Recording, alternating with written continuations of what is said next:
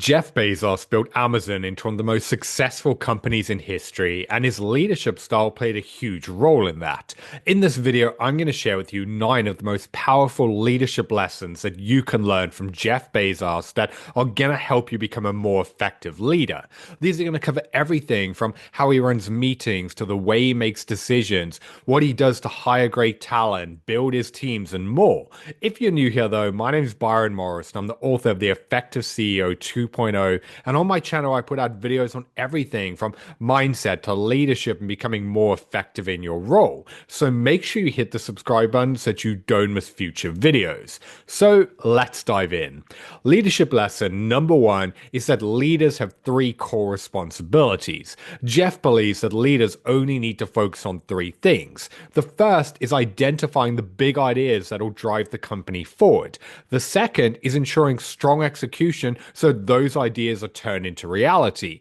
And the third is developing the next generation of leaders to keep the company growing. This is really powerful advice, as too many leaders spend their days stuck in the weeds and working on tasks that aren't a good use of their time. A big part of why that happens is because they haven't shifted their mindset on what work actually is. Because as a leader, it's not about you doing the doing. That's what your team is for. Instead, it's about you stepping back, processing problems, and empowering the people around you to move things forward. The problem with this is because you're not ticking things off or seeing a tangible output, it can make you feel like you're not really working, even though this is where your time has the greatest impact. That in itself is why so many new leaders struggle making this shift, as they feel guilty about letting go. By staying laser focused on these 3 areas, though, you'll be far more effective in your role. It'll also make it easier to come to terms with and be at peace with where you're spending your time. Lesson number 2 is the 70% rule for decision making. Jeff believes that most decisions should be made when you have around 70% of the information that you wish you had. If you wait until you have 90% or more, you're moving far too slowly. This is really important, as often when people have an idea, they want to think, discuss it with others, and then revisit it when they're ready. The best leaders and entrepreneurs, though, are the ones who are willing to take imperfect action, where they see a problem, they have an idea, and they act on it, and then they learn from those mistakes and improve. By doing so, by the time their competition even gets started, they're already 5 steps ahead. That doesn't mean throwing caution to the wind and just diving in and hoping for the best, but if you want to be successful, you've got to get comfortable with the idea of not always having all of the answers, but instead knowing that you know enough and that you'll figure out the rest along the way. Jeff also classifies decisions into 2 different types. What he calls one-way doors, which are the irreversible decisions that require careful deliberation, and two-way doors, which are the reversible decisions where you can quickly adjust if needed.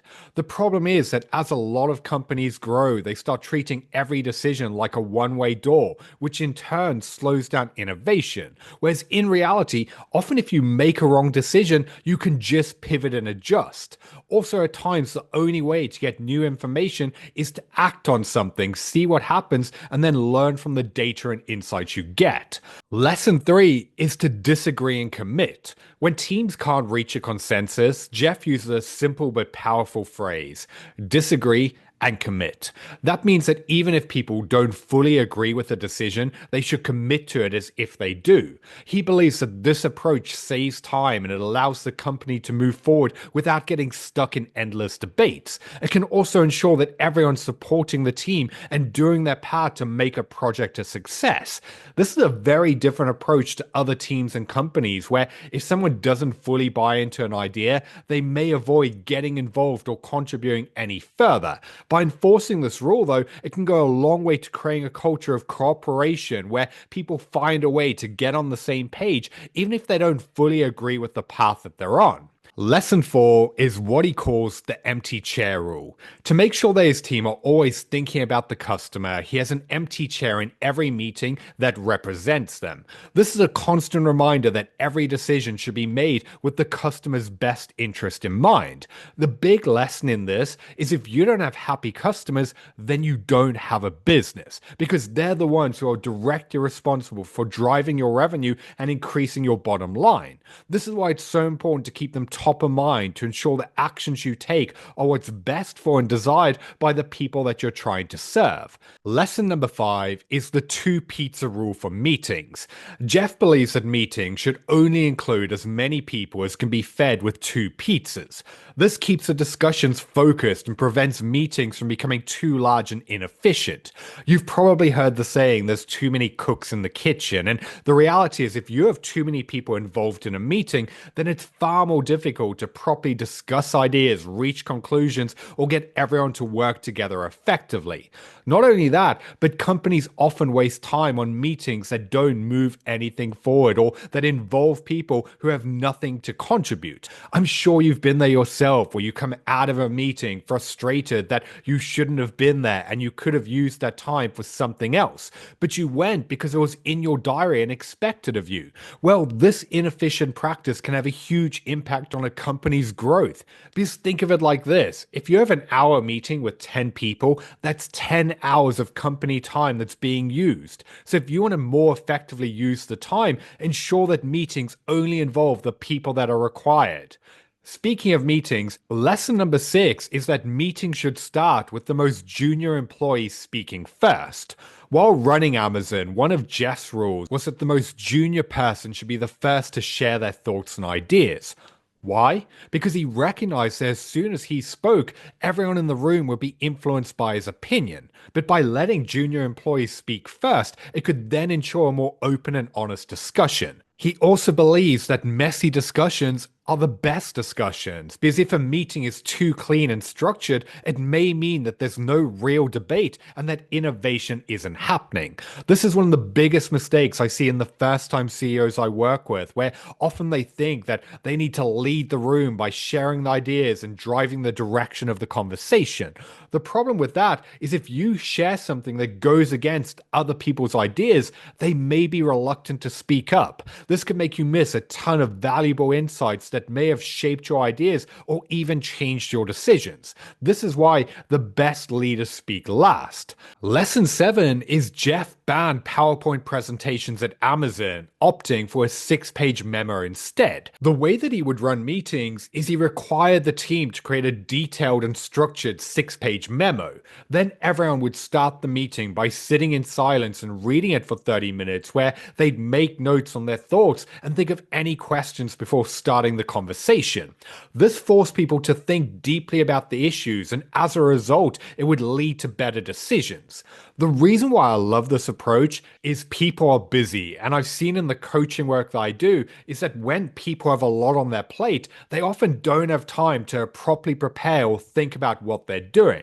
This is why Jeff's approach is so powerful, is he essentially creates an environment that forces people to slow down, process problems, and only then formulate how to handle them. Lesson 8 is that Jeff views work-life balance as a myth, and instead he encourages people to think about work-life harmony instead.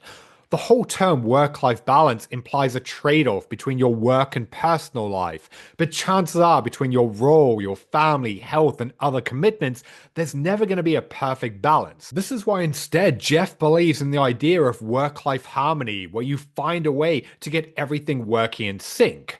The way that I always advise clients to think about this is to turn the usual approach to achieving work-life balance on its head. Because what most people do is they try to cram it all in. I'm sure you know what it's like, where you wake up filled with the best intentions, that today you're going to get to the gym or make it home on time. Then something gets in the way, and today turns into tomorrow and then the next day.